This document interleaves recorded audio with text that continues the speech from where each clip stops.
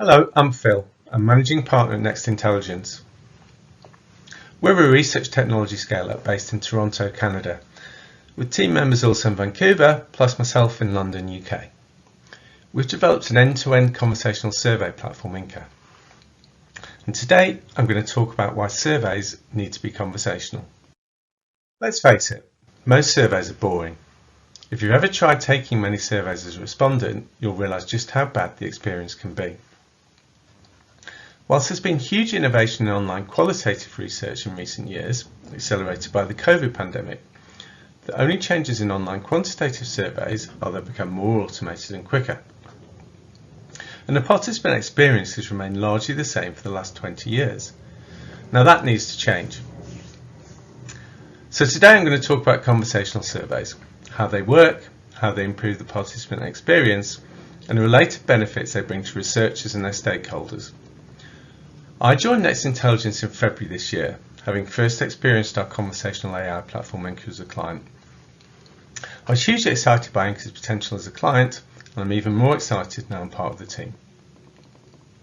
With Inca, we talk about reimagining online quantitative research. That is having conversations with people at scale. This is possible with new technology and AI. We can make surveys conversational, and it brings huge benefits for market researchers' most precious resource of survey participants by providing them with a much more engaging experience. And benefits for researchers by providing them with better quality data and deeper insight, and ultimately benefits for the end users of research because better quality data and better insights mean better decisions can be made to help organisations prosper. So I believe that over the course of the next few years, conversational AI will become the key method that researchers use to collect online survey data. And conversational surveys will replace current survey data collection methods. Fundamentally, there are two issues that the research industry faces which conversational surveys help to solve. Firstly, the issue of declining data quality from online panel studies. If you've attended any market research conference in recent years, read the market research press, or tuned into conversations from researchers in online forums, you'll be aware that this seems to be a significant and growing problem. There are bots, professional respondents, and disinterested respondents, all of which are contributing to this data quality issue. So quite rightly, there's a lot of noise in the market research industry about declining data quality. And I believe there is growing concern from end users of research about the impact that poor data quality has on the validity of the data they're using to make important business decisions. And the market research industry has been taking action. For example, some companies are providing software to try and spot and clean out bots. Online panels have implemented quality checks, for example, to remove respondents who complete the survey too quickly. Yet the problem of poor data quality persists. And what hasn't happened enough is improving the online survey experience. Yes, many businesses are providing hints and tips about how to create better surveys, and there are a few people in the industry who have done great work in improving the survey experience. However, my suspicion is that the majority of surveys that participants are sent have not improved much, if at all, versus 10 or 20 years ago. But think about it. Surely if survey participants had a better, more engaging survey experience, they would pay more attention, think about their answers, and be more consistent in their responses across the survey. So to achieve this, how about rather than tinkering to create better surveys within the existing online survey format, we change the survey altogether? We can do this by making surveys conversational.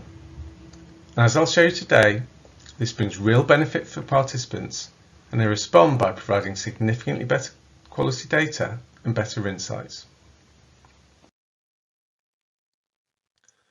The second issue that conversational surveys help to solve is bridging the qual-quant divide. Qual and quant have always existed as separate disciplines, addressing different needs and answering different questions. And the majority of agency researchers specialise either as quanties or qualis.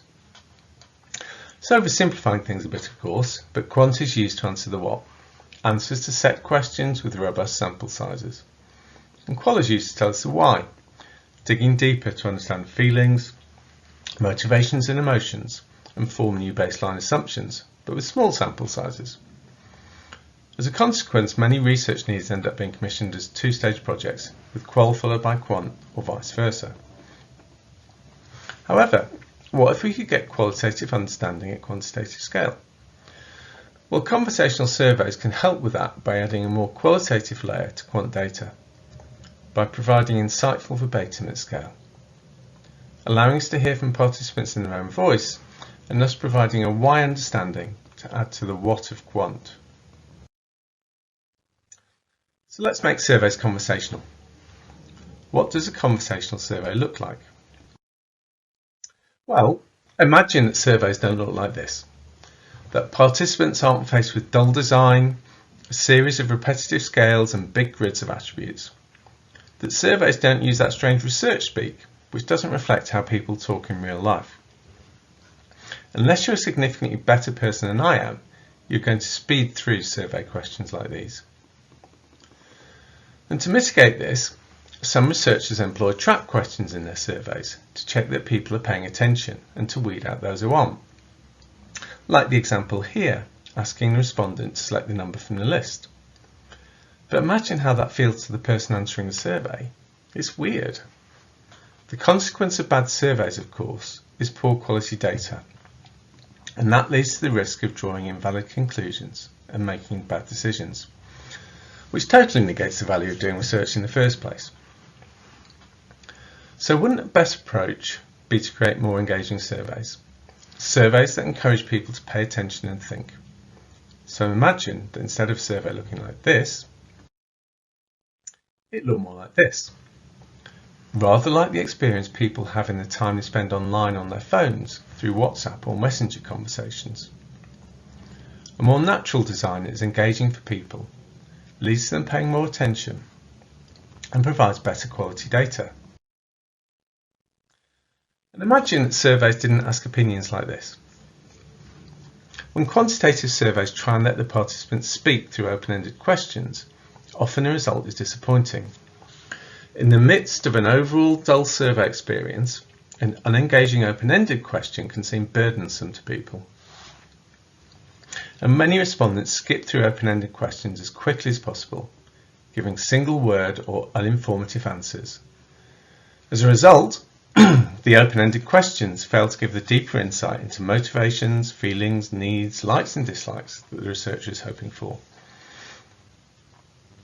So instead of asking open questions like this, imagine if it could be like this. With a chatbot probing research participants to give more detailed open-ended answers. Or if open-ended questions could be asked using gamification and projective techniques, just like how participants in Qual are probed to deliver greater understanding and insight. These changes are possible if we used better technology. But these changes also require a shift in our mindset. It's about putting the human at the centre, which for market research means making our most precious resource of survey participants feel more valued. Only when we create intuitive, meaningful and delightful experiences for our participants do they become collaborators and co-creators. We converse with our participants, listen and hear their own voice, and in return we receive insights that can truly help build stronger brands and businesses. This shift in our mindset to human at the centre requires us to reframe how we think about the people who take surveys. When market researchers talk about surveys, they talk about respondents. People are asked a question, they give a response, and so are respondents. It's a one-way interaction, which in itself lacks engagement. On the other hand, if we think about conversations, people are participants. This isn't just semantics, it's a big shift in mindset. Think about it. People respond to surveys, but they participate in conversations. And conversations are everything that surveys aren't. They're two-way. Conversations involve listening as much as asking. Conversations can be emotional, surprising, they're often fun, and dare I say it, conversations are insightful. I just showed you a few stills of a chat-based survey, but let's see a demo of what a conversational survey looks like in practice.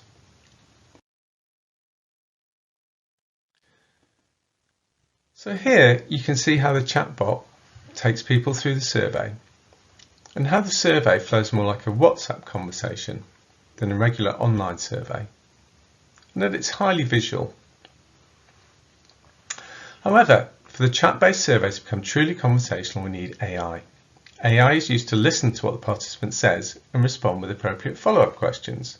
There are different ways in which this can be done. Here's an example where the AI follows up with what it considers to be a probe for more information, asking the participant why this iPhone is so cool. You can see how this probing can unlock much richer verbatim from participants.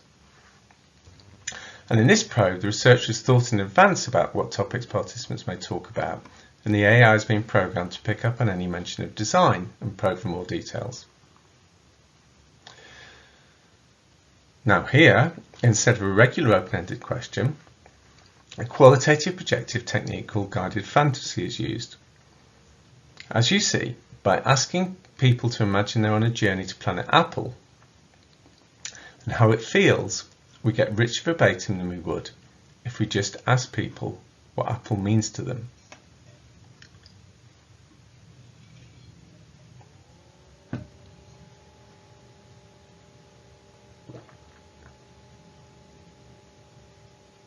So just take a moment to pause and reflect on what we've covered so far.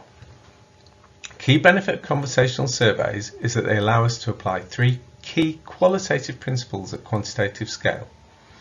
And these qualitative principles enable more human-centric design. The first principle I've talked about is participant engagement. Good qual is very focused on building engagement and rapport with participants, and by doing so encourages participants to open up and share more of their thoughts, feelings and attitudes. A good conversational survey is designed to do the same. The second qualitative principle is probing. Probing gives us richer verbatim and deeper insight. Probing also drives engagement as it helps to make people feel like they're taking part in a conversation. Artificial intelligence is used in conversational AI to take the role of the moderator and to probe participants for more insights. The third qualitative principle that we can apply at quantitative scale with conversational survey design is the use of projective techniques, as I've just shown you with the example of guided fantasy. This notion of qual times quant is important when thinking about how to optimize the quality of the open-ended response that researcher elicits from open-ended questions. A useful tip is that a good designer of a conversational survey will think like a quali rather than a quanti in this regard. So for example, if you'd like to understand more about how your target market with an open-ended question, you could ask, imagine you're creating a social media profile for yourself. What would you say? What makes you you? That's likely to get you better insights than just asking a question such as, please tell me something about yourself and what's important to you. Or if you wanted to know more about consumers' relationships with the brand, I suppose a typical quant survey open-ended question might just ask, please tell me more how you feel about brand X. However, if you're being more creative, you might ask a question like this one. Imagine if you were to make a movie about you and your brand. Over how long a time span would the movie take place? What would be the genre of the movie? Why? What's the story, the key takeaway from the movie you'd like people to receive? And what title would you give to this movie? So conversational surveys' use of open-ended questions, probing and projection has the advantage of generating lots of verbatim data, which brings with it the potential for richer, deeper insight. However, a large quantity of verbatim data also brings a challenge of how to analyse it all. Solving this is also about putting the human at the centre, but this time the researcher rather than the participant. For a researcher to find insights from a large volume of verbatim data with ease and at speed, an onerous process needs to be turned into one that is simple for them. The AI used in conversational AI helps here as well, but we find it is most effective with the human in the loop. To illustrate this, here we see all the verbatims from a conversational survey question about spontaneous associations with iPhone. The AI uses natural language processing to cluster and theme the open-ended responses, essentially providing a quantified summary of the verbatim response. And this enables the researcher to quickly understand the key themes mentioned by participants. And by clicking on any of the themes, the researcher can read the verbatims associated with that theme and find example quotes that help to illustrate the key themes to their stakeholders. If the research requires a perfect code frame, we typically find the AI is good but not perfect. So it's beneficial to put the human in the loop to optimize the AI-generated themes. Here we see the researcher is easily renaming the themes generated by the AI. He or she can combine similar themes and can easily move verbatims to different themes if they feel they fit better there. Essentially, the AI does 70 to 80% of the work of generating a quality code frame, and the researcher is in the loop to optimize and create a final code frame that meets their needs. So to wrap up, I'd like to show you some data that validates the impact of conversational surveys. Firstly, we have happier participants who find conversational surveys much better than other, more traditional online surveys. Here you can see that across 5 countries and cultures, the vast majority of participants say that the conversational survey format is a better experience than other surveys they've done, and more than half say that it's a lot better. And the reason is clear when we read the participant feedback about conversational surveys. For example, I feel like I'm talking to a real person to express my thoughts and I'm being heard. The format was like having a conversation. It was unique and fun and engaging. The new format is fun and makes you feel like your opinions matter and are heard. And it sure beats checking off little boxes. Whilst it's great that the human-centric design of conversational surveys delights participants, an even more compelling point for users of research is that the consequence of this is better quality data. This example is from a comparative study in USA, where we took the same survey content and for one cell of people we programmed a regular online survey, and for the other cell of people we programmed a conversational survey. One of the first questions asked people which cell phone brand they own. They were then asked a bunch of other questions before participants were shown a list of 6 cell phone brands and asked to rank their top 3 in order of preference. Our expectation was that for Apple iPhone, given it's such a high equity, high loyalty brand, that the large majority of people who said they owned an iPhone would rank it first. With a conversational survey, this was the case, 92%. However, for the traditional online survey, it was only 58%. And this leads us to think that in the regular survey, there was a fairly large proportion of people not paying attention and just mindlessly clicking to move through the survey. And the impact of better quality data is that researchers can deliver better quality insight for their clients. And that enables them to make better decisions. Here are some things end users of conversational surveys have said about them. The interface is fun, fresh and modern. The conversational language amplifies a positive user experience driving engagement, and the evidence of that is reflected time and time again in high quality and thoughtful responses to open-ended questions, something we don't typically see in traditional surveys, especially amongst youth. I've read the report twice and can't believe the wealth of insight you've uncovered. There was lots of good insight that we'd not typically extract from a regular survey, and the findings enabled us to quickly see and size hidden opportunities to improve and gain competitive edge. So hopefully this talk has helped to persuade you that surveys need to get conversational.